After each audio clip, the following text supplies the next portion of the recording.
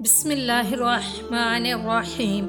فتح مکہ رمضان سن 8 ہجری تاریخ نبوت کا نہایت ہی عظیم الشان عنوان ہے اور سیرت مقدسہ کا یہ وہ سنہرا باب ہے کہ جس کی آب و تاب سے ہر مومن کا قلب قیامت تک مسرتوں کا آفتاب بنا رہے گا، کیونکہ تاجدار دو عالم صلی اللہ علیہ وآلہ وسلم نے اس تاریخ سے 8 سال قبل انتہائی رنجیدگی کے عالم میں اپنے یار غار کو ساتھ لے کر رات کی تاریکی میں مکہ سے ہجرت فرما کر اپنے وطن عزیز کو خیر آباد کہہ دیا تھا، اور مکہ سے نکلتے وقت خدا کے مقدس گھر خانہ کعبہ پر ایک حسرت بری نگاہ ڈال کر یہ فرماتے ہوئے مدینہ روانہ ہوئے تھے کہ اے مکہ، خدا کی قسم تو میری نگاہ محبت میں تمام دنیا کے شہروں سے زیادہ پیارا ہے۔ اگر میری قوم مجھے نہ نکالتی تو میں ہرگز تجھے نہ چھوڑتا، لیکن 8 برس کے بعد یہی وہ مسرت خیز تاریخ ہے کہ آپ نے ایک فاتح اعظم کی شان و شوکت کے ساتھ اسی شہر مکہ میں نزول اجلال فرمایا اور کعبۃ اللہ میں داخل ہو کر اپنے سجدوں کے جمال و جلال سے خدا کے مقدس گھر کی عظمت کو سرفراز فرمایا۔ حدیبیہ کے صلح نامہ میں ایک شرط یہ بھی درج تھی کہ قبائل عرب میں سے جو قبیلہ قریش کے ساتھ معاہدہ کرنا چاہے وہ قریش کے ساتھ معاہدہ کرے، اور جو حضرت محمد صلی اللہ علیہ وآلہ وسلم سے معاہدہ کرنا چاہے وہ حضرت محمد صلی اللہ علیہ وآلہ وسلم کے ساتھ معاہدہ کرے۔ چنانچہ اسی بنا پر قبیلہ بنی بکر نے قریش سے باہمی امداد کا معاہدہ کر لیا، اور قبیلہ بنی خزاع نے رسول اللہ صلی اللہ علیہ وآلہ وسلم سے امداد باہمی کا معاہدہ کر لیا۔ یہ دونوں قبیلے مکہ کے قریب ہی میں آباد تھے، لیکن ان دونوں میں عرصہ دراز سے سخت عداوت اور مخالفت چلی آ رہی تھی۔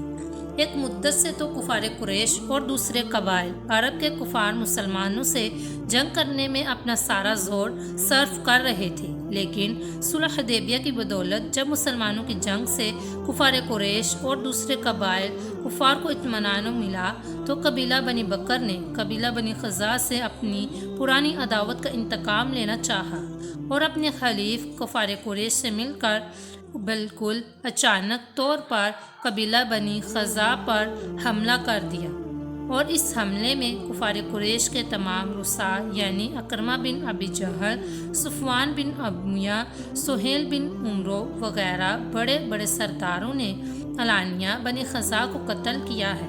بیچارے بنی خزاع اسی خوفناک ظالمانہ حملے کی تاب نہ لا سکے اور اپنی جان بچانے کے لیے حرم کعبہ میں پناہ لینے کے لیے بھاگے۔ بنی بکر کی عوام نے تو حرم میں تلوار چلانے سے ہاتھ روک لیا اور حرم الہی کا احترام کیا، لیکن بنی بکر کا سردار نوفل اس قدر جوش انتقام میں آپے سے باہر ہو چکا تھا کہ وہ حرم میں بھی بنی خزاع کو نہایت بے دردی کے ساتھ قتل کرتا رہا اور چلا چلا کر اپنی قوم کو للکارتا رہا کہ پھر یہ موقع کبھی ہاتھ نہیں آ سکتا۔ چنانچہ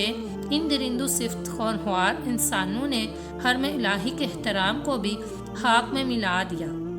اور حرم کعبہ کے حدود میں نہایت ہی ظالمانہ طور پر بنی خزاع کا خون بہایا، اور کفار قریش نے بھی اس قتل و غارت اور کشت و خون میں خوب حصہ لیا۔ ظاہر ہے کہ قریش نے اپنی اس حرکت سے حدیبیہ کے معاہدے کو عملی طور پر توڑ ڈالا، کیونکہ بنی خزاع رسول اللہ صلی اللہ علیہ وآلہ وسلم سے معاہدہ کر کے آپ کے حلیف بن چکے تھے۔ اس لیے بنی خزاع پر حملہ کرنا یا رسول اللہ صلی اللہ علیہ وآلہ وسلم پر حملہ کرنے کے برابر تھا۔ اس حملے میں بنی خزاع کے 23 آدمی قتل ہو گئے۔ اس حادثے کے بعد قبیلہ بنی خزاع کا سردار عمرو بن سالم خزاعی 40 آدمیوں کا وفد لے کر فریاد کرنے اور امداد طلب کرنے کے لیے مدینہ بارگاہ رسالت میں پہنچے، اور یہی فتح مکہ کی تمہید ہوئی۔ حضرت بی بی میمونہ رضی اللہ تعالی عنہ کا بیان ہے کہ ایک رات حضور اکرم صلی اللہ علیہ وآلہ وسلم کا شان نبوت میں وضو فرما رہے تھے کہ ایک دم بالکل ناگہاں آپ نے بلند آواز سے 3 مرتبہ یہ فرمایا کہ میں تمہارے لیے بار بار حاضر ہوں۔ پھر 3 مرتبہ بلند آواز سے آپ نے یہ ارشاد فرمایا کہ تمہیں مدد مل گئی۔ جب آپ وضو خانہ سے نکلے تو میں نے عرض کیا کہ یا رسول اللہ صلی اللہ علیہ وآلہ وسلم، آپ تنہائی میں کس سے گفتگو فرما رہے تھے؟ تو ارشاد فرمایا کہ اے میمونہ، غضب ہو گیا، میرے حلیف بنی خزاع پر بنی بکر اور کفار قریش نے حملہ کر دیا ہے، اور اس معصیت و بے کسی کے وقت میں بنی خزاع نے وہاں سے چلا چلا کر مجھے مدد کے لیے پکارا ہے اور مجھ سے مدد طلب کی ہے، اور میں نے ان کی پکار سن کر ان کی ڈھارس بندھانے کے لیے ان کو جواب دیا ہے۔ حضرت بی بی میمونہ رضی اللہ تعالیٰ عنہما کہتی ہیں کہ اس واقعے کے تیسرے دن جب حضور اقدس صلی اللہ علیہ وآلہ وسلم نماز فجر کے لیے مسجد میں تشریف لے گئے اور نماز سے فارغ ہوئے تو دفتر بنی خزاع کے مظلومین نے رجز کے ان اشعار کو بلند آواز سے پڑھنا شروع کر دیا۔ اس رجز کے چند اشعار کو ملاحظہ فرمائیے۔ حضور اکرم صلی اللہ علیہ وآلہ وسلم اور صحابہ کرام نے ان کی اس پردرد اور رقت انگیز فریاد کو بغور سنا۔ آپ بھی اس رجز کے چند اشعار ملاحظہ فرمائیے۔ اے خدا، میں محمد صلی اللہ علیہ وآلہ وسلم کو وہ معاہدہ یاد دلاتا ہوں جو ہمارے اور ان کے باپ داؤدوں کے درمیان قدیم زمانے سے ہو چکا ہے، تو خدا آپ کو سیدھی راہ پر چلائے۔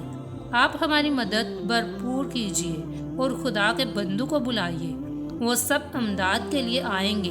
ان اشعار کو سن کر حضور صلی اللہ علیہ وآلہ وسلم نے ان لوگوں کو تسلی دی اور فرمایا کہ مت گھبراؤ،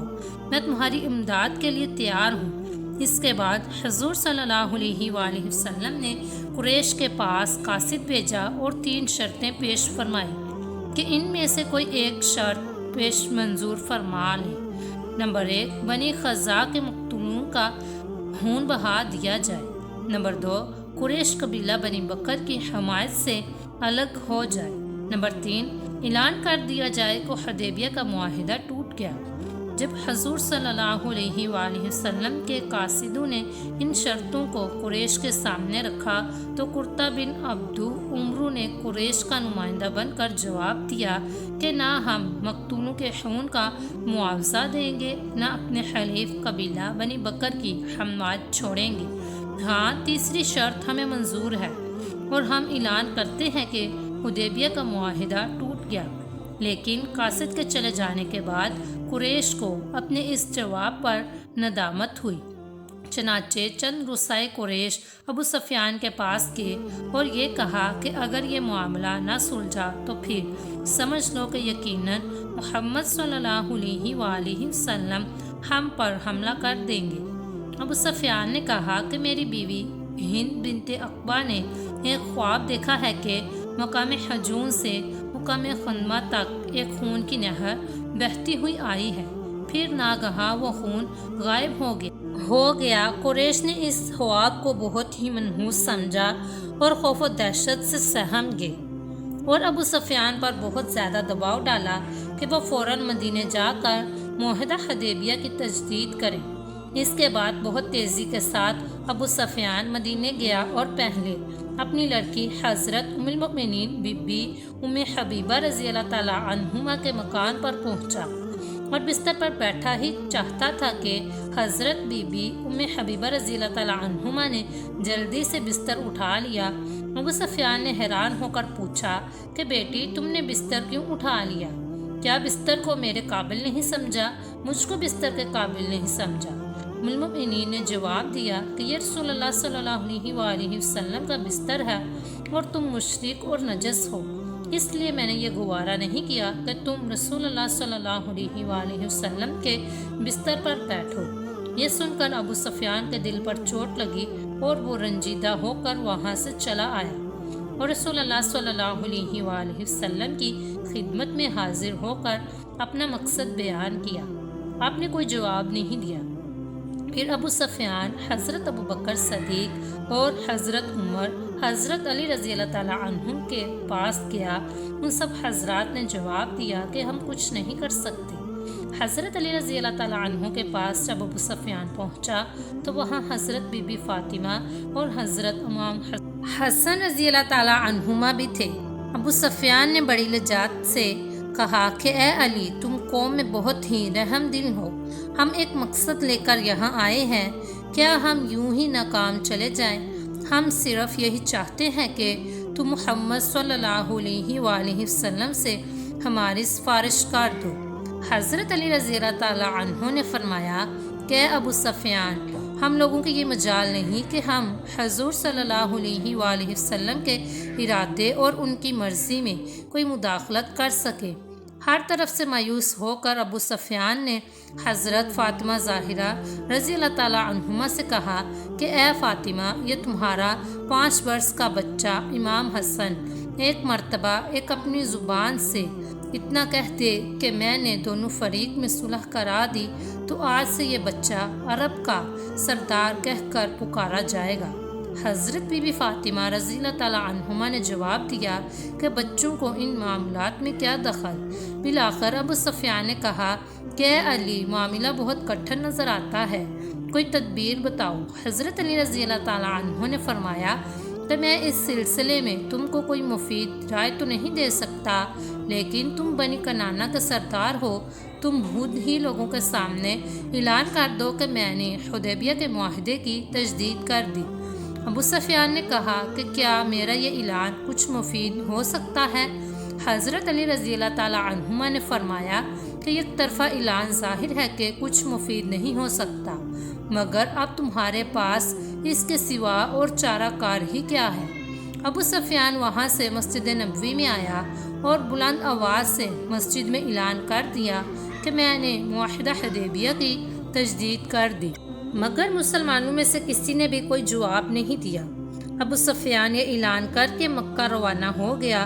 جب مکہ پہنچا تو قریش نے پوچھا کہ مدینے میں کیا ہوا؟ ابو سفیان نے ساری داستان بیان کر دی تو قریش نے سوال کیا کہ جب تم نے اپنی طرف سے معاہدہ حدیبیہ کی تجدید کا اعلان کیا تو کیا محمد صلی اللہ علیہ وآلہ وسلم نے اس کو قبول کر لیا؟ ابو سفیان نے کہا کہ نہیں۔ یہ سن کر قریش نے کہا یہ تو کچھ بھی نہ ہوا، یہ نہ تو صلح ہے کہ ہم اطمینان سے بیٹھے، نہ یہ جنگ ہے کہ لڑائی کا سامان کیا جائے۔ اس کے بعد حضور صلی اللہ علیہ وآلہ وسلم نے لوگوں کو جنگ کی تیاری کا حکم دے دیا اور حضرت بی بی عائشہ رضی اللہ تعالیٰ عنہما سے بھی فرمایا کہ جنگ کے ہتھیار درست کریں اور اپنے حلیف قبائل کو بھی جنگی تیاریوں کے لیے حکم نامہ بھیج دیا، مگر کسی کو حضور صلی اللہ علیہ وآلہ وسلم نے یہ نہیں بتایا کہ کس سے جنگ کا ارادہ ہے، یہاں تک کہ حضرت ابو بکر صدیق رضی اللہ تعالیٰ عنہ سے بھی آپ نے کچھ نہیں فرمایا۔ چنانچہ حضرت ابو بکر صدیق حضرت بی بی عائشہ رضی اللہ تعالیٰ عنہما کے پاس آئے اور دیکھا کہ وہ جنگی ہتھیاروں کو نکال رہی ہیں تو آپ نے دریافت کیا کہ کیا حضور صلی اللہ علیہ وآلہ وسلم نے حکم دیا ہے؟ عرض کیا جی ہاں۔ پھر آپ نے پوچھا کہ کیا تمہیں کچھ معلوم ہے کہ کہاں کا ارادہ ہے؟ حضرت بی بی عائشہ رضی اللہ تعالیٰ عنہما نے کہا کہ واللہ مجھے یہ معلوم نہیں۔ غرض انتہائی خاموشی اور رازداری کے ساتھ حضور صلی اللہ علیہ وآلہ وسلم نے جنگ کی تیاری فرمائی اور مقصد یہ تھا کہ اہل مکہ کو خبر نہ ہونے پائے اور اچانک ان پر حملہ کر دیا جائے۔ حضرت خاطب بن ابی بلتع رضی اللہ تعالیٰ عنہ جو ایک معزز صحابی تھے، انہوں نے قریش کو ایک خط اس مضمون کا لکھ دیا کہ رسول اللہ صلی اللہ علیہ وآلہ وسلم جنگ کی تیاریاں کر رہے ہیں، لہٰذا تم لوگ ہوشیار ہو جاؤ۔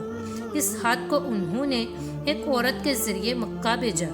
اللہ تعالیٰ نے اپنے حبیب صلی اللہ علیہ وآلہ وسلم کو علم غیب عطا فرمایا تھا۔ آپ نے اپنے اس علم غیب کی بدولت یہ جان لیا کہ حضرت خاطب بن ابی بلتع نے کیا کارروائی کی ہے۔ چنانچہ آپ نے حضرت علی، حضرت زبیر، حضرت مقداد رضی اللہ تعالیٰ عنہم کو فوراً ہی روانہ فرمایا کہ تم لوگ روضہ خاک میں چلے جاؤ، وہاں ایک عورت ہے اور اس کے پاس ایک خط ہے، اس سے وہ خط چھین کر میرے پاس لاؤ۔ چنانچہ یہ تینوں اصحاب کبار تیز رفتار گھوڑوں پر سوار ہو کر روضہ خاک میں پہنچے اور عورت کو پا لیا۔ جب اس سے خط طلب کیا تو اس نے کہا کہ میرے پاس کوئی خط نہیں ہے۔ حضرت علی رضی اللہ تعالیٰ عنہ نے فرمایا کہ خدا کی قسم رسول اللہ صلی اللہ علیہ وآلہ وسلم کبھی کوئی جھوٹی بات نہیں کہہ سکتے، نہ ہم لوگ جھوٹے ہیں، لہٰذا تو خط نکال کر ہمیں دے دے، ورنہ ہم تجھ کو برہنہ کر کے تلاشی لیں گے۔ جب عورت مجبور ہو گئی تو اس نے اپنے بالوں کے جوڑے میں سے وہ خط نکال کر دے دیا۔ جب یہ لوگ خط لے کر بارگاہ رسالت میں پہنچے تو آپ نے حضرت خاطب بن ابی بلتع رضی اللہ تعالیٰ عنہ کو بلایا اور فرمایا کہ اے خاطب، یہ تم نے کیا کیا؟ انہوں نے عرض کیا کہ یا رسول اللہ صلی اللہ علیہ وآلہ وسلم، آپ میرے بارے میں جلدی نہ فرمائیے، نہ میں نے اپنا دین بدلا ہے نہ مرتد ہوا ہوں۔ میرے اس خط کے لکھنے کی وجہ صرف یہ ہے کہ مکہ میں میرے بیوی بچے ہیں، مگر مکہ میں میرا کوئی رشتہ دار نہیں ہے جو میرے بیوی بچوں کی خیر گیری اور نگہداشت کرے۔ میرے سوا دوسرے تمام مہاجرین کے عزیز و قارب مکہ میں موجود ہیں جو ان کے اہل و عیال کی دیکھ بھال کرتے رہتے ہیں، اس لیے میں نے یہ خط لکھ کر قریش پر ایک اپنا احسان رکھ دیا ہے تاکہ میں ان کی ہمدردی حاصل کر لوں اور عیال کے ساتھ کوئی برا سلوک نہ کرے۔ یا رسول اللہ صلی اللہ علیہ وآلہ وسلم، میرا ایمان ہے کہ اللہ تعالیٰ ضرور ان کافروں کو شکست دے گا اور میرے اس خط سے کفار کو ہرگز کوئی فائدہ نہیں ہو سکتا۔ حضور صلی اللہ علیہ وآلہ وسلم نے حضرت حاتب رضی اللہ تعالیٰ عنہ کے اس بیان کو سن کر ان کے عذر کو قبول فرما لیا، مگر حضرت عمر رضی اللہ تعالیٰ عنہ اس خط کو دیکھ کر اس قدر طیش میں آ گئے کہ آپے سے باہر ہو گئے اور عرض کیا کہ یا رسول اللہ صلی اللہ علیہ وآلہ وسلم، مجھے اجازت دیجیے کہ میں اس منافق کی گردن اڑا دوں۔ دوسرے صحابہ کرام بھی غز و غضب میں بھر گئے، لیکن رحمت عالم صلی اللہ علیہ وآلہ وسلم کی جبین رحمت پر ایک ذرا شکن بھی نہیں آئی اور آپ نے حضرت عمر رضی اللہ تعالیٰ عنہ سے ارشاد فرمایا کہ اے عمر، کیا تمہیں خبر نہیں کہ خاطب اہل بدر میں سے ہے اور اللہ تعالیٰ نے اہل بدر کو مخاطب کر کے فرما دیا ہے کہ تم جو چاہو کرو، تم سے کوئی مواخذہ نہیں۔ یہ سن کر حضرت عمر رضی اللہ تعالیٰ عنہ کی آنکھیں نم ہو گئی اور وہ یہ کہہ کر بالکل خاموش ہو گئے کہ اللہ اور اس کے رسول کو ہم سے زیادہ علم ہے۔ اسی موقع پر قرآن کی یہ آیت نازل ہوئی کہ اے ایمان والو، میرے اور اپنے دشمنوں کافروں کو دوست نہ بناؤ۔ بہرحال حضور صلی اللہ علیہ وآلہ وسلم نے حضرت خاطب بن ابی بلتع رضی اللہ تعالیٰ عنہ کو معاف فرما دیا۔ غرض 10 رمضان سن 8 ہجری کو رسول اکرم صلی اللہ علیہ وآلہ وسلم مدینے سے 10,000 کا لشکر پر انوار سے لے کر مکہ کی طرف روانہ ہوئے۔ بعض روایتوں میں ہے کہ فتح مکہ میں آپ کے ساتھ 12,000 کا لشکر تھا۔ ان دونوں روایتوں میں کوئی تعارض نہیں ہو سکتا کہ مدینہ سے روانگی کے وقت 10,000 کا لشکر رہا ہو، پھر راستے میں بعض قبائل اس لشکر میں شامل ہو گئے ہوں تو مکہ پہنچ کر اس لشکر کی تعداد 12,000 ہو گئی ہوں۔ بہرحال مدینہ سے چلتے وقت حضور صلی اللہ علیہ وآلہ وسلم اور تمام صحابہ کرام روزہ دار تھے۔ جب آپ مقام قدید میں پہنچے تو پانی مانگا اور اپنی سواری پر بیٹھے ہوئے پورے لشکر کو دیکھا کر آپ نے دن میں پانی نوش فرمایا اور سب کو روزہ چھوڑ دینے کا حکم دیا۔ چنانچہ آپ اور آپ کے صحاب نے سفر اور جہاد میں ہونے کی وجہ سے روزہ رکھنا موقوف کر دیا۔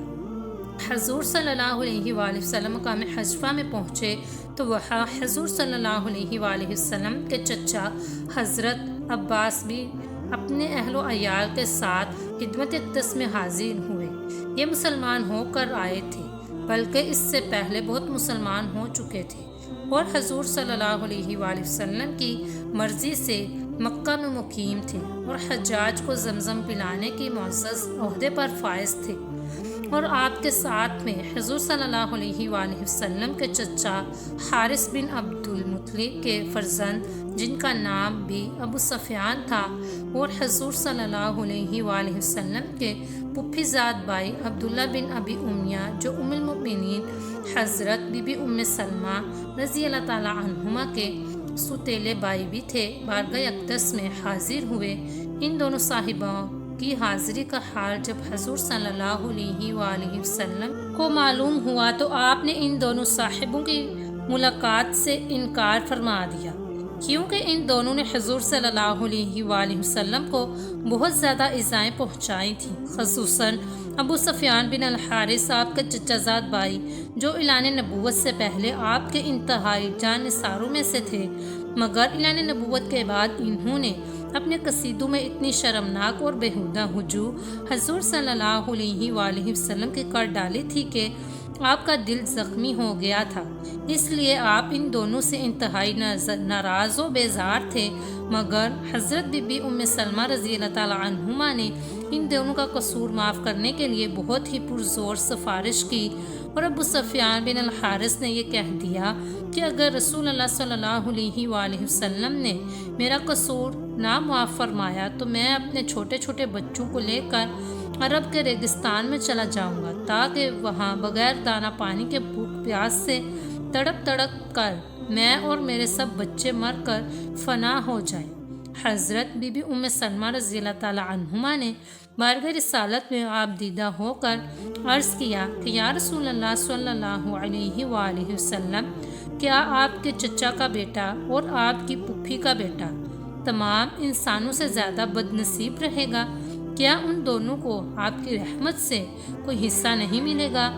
جان چھڑکنے والی بیوی کے ان درد انگیز کلمات سے رحمت للعالمین کے رحمت برے دل میں رحم و کرم اور عفو و درگزر کے سمندر مجھے مارنے لگے۔ پھر حضرت علی رضی اللہ تعالی عنہ نے ان دونوں کو یہ مشورہ دیا کہ تم دونوں اچانک بارگاہ رسالت میں سامنے جا کر کھڑے ہو جاؤ، اور جس طرح حضرت یوسف علیہ السلام کے بھائیوں نے کہا تھا وہی تم دونوں بھی کہو کہ یقیناً آپ کو اللہ تعالیٰ نے ہم پر فضیلت دی ہے اور ہم بلا شبہ خطا وار ہیں۔ چنانچہ ان دونوں صاحبوں نے دربار رسالت میں ناگہاں حاضر ہو کر یہی کہا، ایک دم رحمت عالم صلی اللہ علیہ وآلہ وسلم کی جبین رحمت پر رحم و کرم کے ہزاروں ستارے چمکنے لگے، اور آپ نے ان کے جواب میں بعینہ وہی جملہ اپنی زبان رحمت نشان سے ارشاد فرمایا جو حضرت یوسف علیہ السلام نے اپنے بھائیوں کے جواب میں فرمایا تھا، آج تم سے کوئی مواخذہ نہیں ہے، اللہ تمہیں بخش دے، وہ ارحم الراحمین ہے۔ جب قصور معاف ہو گیا تو ابو سفیان بن الحارث علی مین نے تاجدار دو عالم صلی اللہ علیہ وآلہ وسلم کی مداح میں اشعار لکھے، اور زمانہ جاہلیت کے دور میں جو کچھ آپ کی ہجوم میں لکھا تھا اس کی معذرت کی، اور اس کے بعد عمر بر نہایت سچے اور ثابت قدم مسلمان رہے، مگر حیا کی وجہ سے رسول اللہ صلی اللہ علیہ وآلہ وسلم کے سامنے کبھی سر نہیں اٹھاتے تھے، اور حضور صلی اللہ علیہ وآلہ وسلم بھی ان کے ساتھ بہت زیادہ محبت رکھتے تھے، اور فرمایا کرتے تھے کہ مجھے امید ہے کہ ابو سفیان بن الحارث میرے چچا حضرت حمزہ رضی اللہ تعالیٰ عنہ کے قائم مقام ثابت ہوں گے۔ مکہ سے ایک منزل کے فاصلے پر مہر الزہران میں پہنچ کر اسلامی لشکر نے پڑاؤ ڈالا، اور حضور صلی اللہ علیہ وآلہ وسلم نے فوج کو حکم دیا کہ ہر مجاہد اپنا الگ الگ چولہا جلائے۔ 10,000 مجاہدین نے جو الگ الگ چولہے جلائے تو مہر الزہران کے پورے میدان میں میلوں تک آگ ہی آگ نظر آنے لگی۔ وہ قریش کو معلوم ہو چکا تھا کہ مدینے سے فوجیں آ رہی ہیں، مگر صورتحال کی تحقیق کے لیے قریش نے ابو سفیان بن حرب، حکیم بن حزام، بدیل بن ورقہ کو اپنا جاسوس بنا کر بھیجا۔ حضرت عباس رضی اللہ تعالیٰ عنہ بے حد فکر مند ہو کر قریش کے انجام پر افسوس کر رہے تھے۔ وہ یہ سوچتے تھے کہ اگر رسول اللہ صلی اللہ علیہ وآلہ وسلم اتنے عظیم لشکر کے ساتھ مکے میں فاتحانہ داخل ہوئے تو آج قریش کا خاتمہ ہو جائے گا۔ چنانچہ وہ رات کے وقت رسول اللہ صلی اللہ علیہ وآلہ وسلم کے سفید خچر پر سوار ہو کر اس ارادے سے مکے چلے گئے کہ قریش کو اس خطرے سے آگاہ کر کے انہیں آمادہ کریں کہ چل کر حضور صلی اللہ علیہ وآلہ وسلم سے معافی مانگ کر صلح کر لو، ورنہ تمہاری خیر نہیں۔ مگر بخاری کی روایت میں ہے کہ قریش کو یہ خبر تو مل گئی تھی کہ رسول اللہ صلی اللہ علیہ وآلہ وسلم مدینے سے روانہ ہو گئے ہیں، مگر انہیں یہ پتہ نہ تھا کہ آپ کا لشکر مرحل زہران تک آ گیا ہے۔ اس لیے ابو سفیان بن حرب اور حکیم بن حرام بدیل بن ورقہ اس تلاش و جستجو میں نکلے تھے کہ رسول اللہ صلی اللہ علیہ وآلہ وسلم کا لشکر کہاں ہے۔ جب یہ تینوں مرل زہران کے قریب پہنچے تو دیکھا کہ میلوں تک آگ ہی آگ جل رہی ہے۔ یہ منظر دیکھ کر یہ تینوں حیران رہ گئے اور ابو سفیان بن حرب نے کہا کہ میں تو زندگی میں کبھی اتنی دور تک پھیلی ہوئی آگ اس میدان میں چلتے ہوئے نہیں دیکھی۔ آخر یہ کون سا قبیلہ ہے؟ بدیل بن ورقہ نے کہا کہ بنی خزاع معلوم ہوتے ہیں۔ ابو سفیان نے کہا کہ نہیں، بنی خزاع اتنی کثیر تعداد میں کہاں ہے جو ان کی آگ سے مرعوز زہران کا پورا میدان بھر جائے گا۔ بہرحال حضرت عباس رضی اللہ تعالیٰ عنہ کی ان تینوں سے ملاقات ہو گئی اور ابو سفیان نے پوچھا کہ اے عباس، تم کہاں سے آ رہے ہو اور یہ آگ کیسی ہے؟ آپ نے فرمایا کہ یہ یا رسول اللہ صلی اللہ علیہ وآلہ وسلم کے لشکر کی آگ ہے۔ حضرت عباس رضی اللہ تعالیٰ عنہ نے ابو سفیان بن حرب سے کہا کہ تم میرے خچر پر پیچھے سوار ہو جاؤ، ورنہ اگر مسلمانوں نے تمہیں دیکھ لیا تو ابھی تم کو قتل کر ڈالیں گے۔ جب یہ لوگ لشکر گاہ میں پہنچے تو حضرت عمر رضی اللہ تعالیٰ عنہ اور دوسرے چند مسلمانوں نے جو لشکر گاہ کا پہرا دے رہے تھے ابو سفیان کو دیکھ لیا۔ حضرت عمر رضی اللہ تعالیٰ عنہ اپنے جذبہ انتقام کو ضبط نہ کر سکے اور ابو سفیان کو دیکھتے ہی ان کی زبان سے نکلا کہ ارے یہ تو خدا کا دشمن ابو سفیان ہے۔ دوڑتے ہوئے بارگاہ رسالت میں پہنچے اور عرض کیا کہ یا رسول اللہ صلی اللہ علیہ وآلہ وسلم، ابو سفیان ہاتھ آ گیا ہے، اگر اجازت ہو تو ابھی اس کا سر اڑا دو۔ اتنے میں حضرت عباس رضی اللہ تعالیٰ عنہ بھی ان تینوں مشرکوں کو ساتھ لیے ہوئے دربار رسول میں حاضر ہو گئے اور ان لوگوں کی جان بخشی کی سفارش پیش کر دی اور یہ کہا کہ یا رسول اللہ صلی اللہ علیہ وآلہ وسلم، میں نے انہی سبوں کو امان دے دی ہے۔ ابو سفیان بن حرب کی اسلام دشمنی کوئی ڈکی چھپی چیز نہیں تھی۔ مکہ میں رسول اکرم صلی اللہ علیہ وآلہ وسلم کو سخت سے سخت ایذائیں دینی، مدینے پر بار بار حملہ کرنا، قبائل عرب کو اشتعال دلا کر حضور صلی اللہ علیہ وآلہ وسلم کے قتل کی بارہا سازشوں، یہودیوں اور تمام کفار عرب سے ساز باز کر کے اسلام اور بنی اسلام کے خاتمے کی کوششیں، یہ وہ ناقابل معافی جرائم تھے جو پکار کر کہہ رہے تھے کہ ابو سفیان کا قتل بالکل درست اور جائز اور برمحل ہے۔ لیکن رسول کریم جن کو قرآن نے رؤوف الرحیم کے لقب سے یاد کیا ہے، ان کی رحمت پکار کر ابو سفیان کے کان میں کہہ رہی تھی کہ اے مجرم، مت ڈر، یہ دنیا کے سلاطین کا دربار نہیں ہے بلکہ یہ رحمت للعالمین کی بارگاہ رحمت ہے۔ بخاری شریف کی روایت تو یہی ہے کہ ابو سفیان بارگاہ اقدس میں حاضر ہوئے تو فوراً ہی اسلام قبول کر لیا، اس لیے جان بچ گئی۔ مگر ایک روایت یہ بھی ہے کہ حکیم بن حزام اور بدیل بن ورقہ نے تو فوراً رات ہی میں اسلام قبول کر لیا، مگر ابو سفیان نے صبح کو کلمہ پڑھا۔ اور بعض روایات میں یہ بھی آیا ہے کہ ابو سفیان اور حضور صلی اللہ علیہ وآلہ وسلم کے درمیان ایک مکالمہ ہوا۔ اس کے بعد ابو سفیان نے اپنے اسلام کا اعلان کیا۔ وہ مکالمہ یہ ہے کہ رسول اللہ صلی اللہ علیہ وآلہ وسلم، کیوں اے ابو سفیان، کیا اب بھی تمہیں یقین نہ آیا کہ خدا ایک ہے؟ ابو سفیان، کیوں نہیں، کوئی اور خدا ہوتا تو آج ہمارے کام آتا۔ رسول اللہ صلی اللہ علیہ وآلہ وسلم، کیا اس میں تمہیں کوئی شک ہے کہ میں اللہ کا رسول ہوں؟ ابو سفیان، ہاں، اس میں تو ابھی مجھے کچھ شبہ ہے، مگر پھر اس کے بعد انہوں نے کلمہ پڑھ لیا اور اس وقت گو ان کا ایمان متزلزل تھا، لیکن بعد میں بالآخر وہ سچے مسلمان بن گئے۔ چنانچہ غزوہ طائف میں مسلمانوں کی فوج میں شامل ہو کر انہوں نے کفار سے جنگ کی اور اس میں ان کی ایک آنکھ زخمی ہو گئی۔ پھر یہ جنگ یرموک میں بھی جہاد کے لیے گئے۔ مجاہدین اسلام کا لشکر جب مکہ کی طرف بڑھا تو حضور صلی اللہ علیہ وآلہ وسلم نے حضرت عباس رضی اللہ تعالیٰ عنہ سے فرمایا کہ آپ ابو سفیان کو کسی ایسے مقام پر کھڑا کر دیں کہ یہ افواج الہی کا جلال اپنی آنکھوں سے دیکھ لیں۔ چنانچہ جہاں رستہ کچھ تنگ تھا، ایک بلند جگہ پر حضرت عباس رضی اللہ تعالیٰ عنہ نے ابو سفیان کو کھڑا کر دیا۔ تھوڑی دیر کے بعد اسلامی لشکر سمندر کی موجوں کی طرح امڑتا ہوا روانہ ہوا اور قبائل عرب کی فوجیں ہتھیار سج سج کرے بعد دیگرے ابو سفیان کے سامنے سے گزرنے لگی۔ سب سے پہلے قبیلہ غفار کا باوقار پرچم نظر آیا۔ ابو سفیان نے سہم کر پوچھا کہ یہ کون لوگ ہیں؟ حضرت عباس نے کہا یہ قبیلہ غفار کے شاہ سوار ہیں۔ ابو سفیان نے کہا کہ مجھے قبیلہ غفار سے کیا مطلب ہے؟ پھر جہینم، پھر سعد بن ندیم، پھر سلیم کے قبائل کی فوجیں زرق و برق ہتھیاروں میں ڈوبے ہوئے پرچم لہراتے اور تکبیر کے نعرے مارتے ہوئے سامنے سے نکل گئے۔ ابو سفیان ہر فوج کا جلال دیکھ کر مرعوب ہو جاتے تھے اور عباس رضی اللہ تعالیٰ عنہ سے ہر فوج کے بارے میں پوچھتے جاتے تھے کہ یہ کون ہے، یہ کن لوگوں کا لشکر ہے۔ اس کے بعد انصار کا لشکر پر انوار اتنی عجیب شان اور ایسی نرالی آن بان سے چلا کہ دیکھنے والوں نے دل دہل گئے۔ ابو سفیان نے اس فوج کی شان و شوکت سے حیران ہو کر کہا کہ اے عباس یہ کون لوگ ہیں؟ آپ نے فرمایا کہ انصار ہے۔ ناگہاں انصار کے علمدار حضرت سعد بن عبادہ رضی اللہ تعالیٰ عنہ جھنڈا لیے ہوئے ابو سفیان کے قریب سے گزرے اور جب ابو سفیان کو دیکھا تو بلند آواز سے کہا کہ اے ابو سفیان آج گمسان کی جنگ کا دن ہے، آج کعبہ میں خون ریزی حلال کر دی گئی۔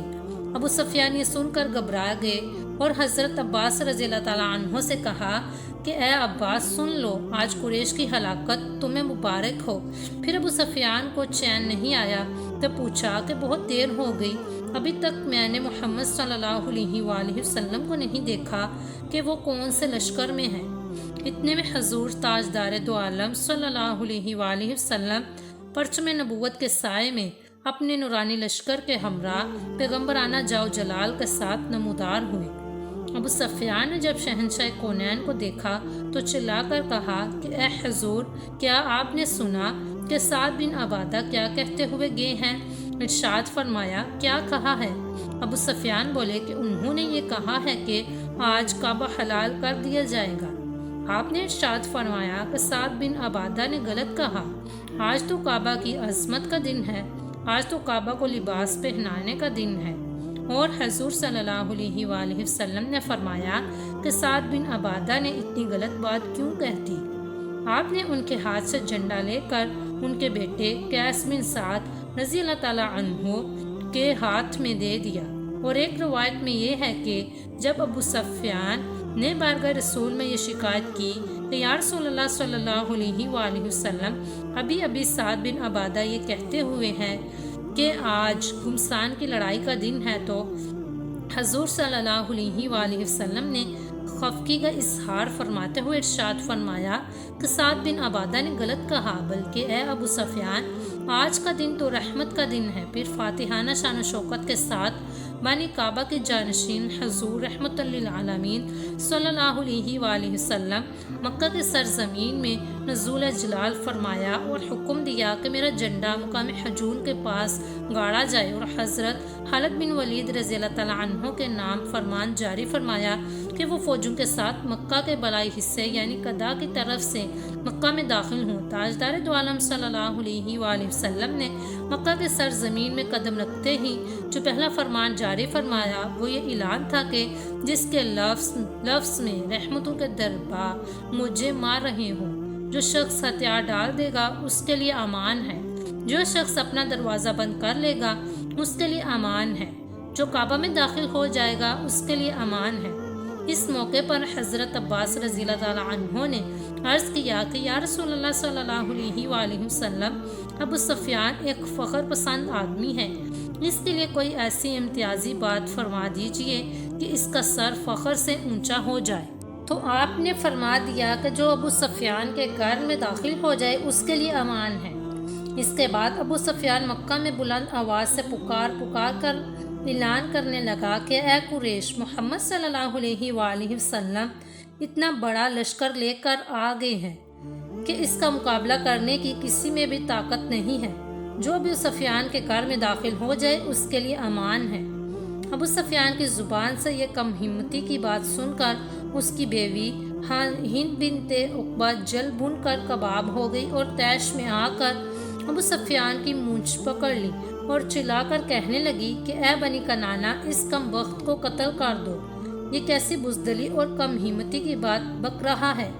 ہند کی اس چیخ و پکار کی آواز سن کر تمام بنو کنانا کا خاندان ابو سفیان کے مکان میں جمع ہو گیا، اور ابو سفیان نے صاف صاف کہہ دیا کہ اس وقت غصہ اور طیش کی باتوں سے کچھ کام نہیں چل سکتا۔ میں پورے اسلامی لشکر کو اپنی آنکھوں سے دیکھ کر آیا ہوں، اور میں تم لوگوں کو یقین دلاتا ہوں کہ اب ہم لوگوں سے محمد صلی اللہ علیہ وآلہ وسلم کا مقابلہ نہیں ہو سکتا۔ یہ خیریت ہے کہ انہوں نے اعلان کر دیا کہ جو ابو سفیان کے مکان میں چلا جائے اس کے لیے امان ہے، لہٰذا زیادہ سے زیادہ لوگ میرے مکان میں آ کر پناہ لے لیں۔ ابو سفیان کے خاندان والوں نے کہا کہ تیرے مکان میں بھلا کتنے انسان آ سکیں گے؟ ابو سفیان نے بتایا کہ محمد صلی اللہ علیہ وآلہ وسلم نے ان لوگوں کو بھی امان دے دی ہے، جو اپنے دروازے بند کر لیں یا مسجد حرام میں داخل ہو جائیں یا ہتھیار ڈال دیں۔ ابو سفیان کا یہ بیان سن کر کوئی ابو سفیان کے مکان میں چلا گیا، کوئی مسجد حرام کی طرف بھاگا، کوئی اپنا ہتھیار زمین پر رکھ کر کھڑا ہو گیا۔ حضور صلی اللہ علیہ وآلہ وسلم کے اس اعلان رحمت نشان یعنی مکمل امن و امان کا فرمان جاری کر دینے کے بعد ایک قطرہ خون بہنے کا کوئی امکان ہی نہیں تھا، لیکن اکرمہ بن ابو جہل و سفیان بن امیہ، سہیل بن عمرو اور جماش بن قیس نے مقام خندمہ میں مختلف قبائل کے اوباش کو جمع کیا تھا۔ ان لوگوں نے حضرت خالد بن ولید رضی اللہ تعالیٰ عنہ کی فوج میں سے 2 آدمیوں، حضرت قرظ بن جابر فہری اور حبیش بن اشعر رضی اللہ تعالیٰ عنہ کو شہید کر دیا اور اسلامی لشکر پر تیر برسانا شروع کر دیا۔ بخاری کی روایت میں انہی دونوں حضرات کی شہادت کا ذکر ہے، مگر زرقانی وغیرہ کتابوں سے پتہ چلتا ہے کہ 3 صحابہ کرام کو کفار قریش نے قتل کر دیا، وہ جو اوپر ذکر کیے گئے، اور ایک حضرت مسلم بن علیمہ رضی اللہ تعالیٰ عنہ، اور 12 یا 13 کفار بھی مارے گئے اور باقی میدان چھوڑ کر بھاگ نکلے۔ حضور صلی اللہ علیہ وآلہ وسلم نے جب دیکھا کہ تلواریں چمک رہی ہیں تو آپ نے دریافت فرمایا کہ میں نے تو خالد بن ولید کو جنگ کرنے سے منع کر دیا تھا، پھر یہ تلواریں کیسے چل رہی ہیں؟ لوگوں نے عرض کیا کہ پہلے کفار کی طرف سے ہوئی ہے، اس لیے لڑنے کے سوا حضرت خالد بن ولید کی فوج کے لیے کوئی چارہ کار ہی نہیں رہ گیا تھا۔ یہ سن کر ارشاد فرمایا کہ قضاء الہی یہی تھی اور خدا نے جو چاہا وہی بہتر ہے۔ حضور صلی اللہ علیہ وآلہ وسلم جب فاتحانہ حیثیت سے مکہ میں داخل ہونے لگے تو آپ اپنی اونٹنی قصوہ پر سوار تھے، ایک سیاہ رنگ کا امامہ باندھے ہوئے تھے، اور بخاری میں ہے کہ آپ کے سر پر موفر تھا۔ آپ کی ایک جانب حضرت ابوبکر صدیق اور دوسری جانب اسید بن حضیر رضی اللہ تعالیٰ عنہ تھے، اور آپ کے چاروں طرف جوش میں بھرا ہوا اور ہتھیاروں میں ڈوبا ہوا لشکر تھا، جس کے درمیان کو قبہ نبوی تھی۔ اس شان شوکت کو دیکھ کر ابو سفیان نے حضرت عباس رضی اللہ تعالیٰ عنہ سے کہا کہ اے عباس، تمہارا بھتیجا تو بادشاہ ہو گیا۔ حضرت عباس رضی اللہ تعالیٰ عنہ نے جواب دیا کہ تیرا برا ہوا اے ابو سفیان، یہ بادشاہت نہیں ہے بلکہ یہ نبوت ہے۔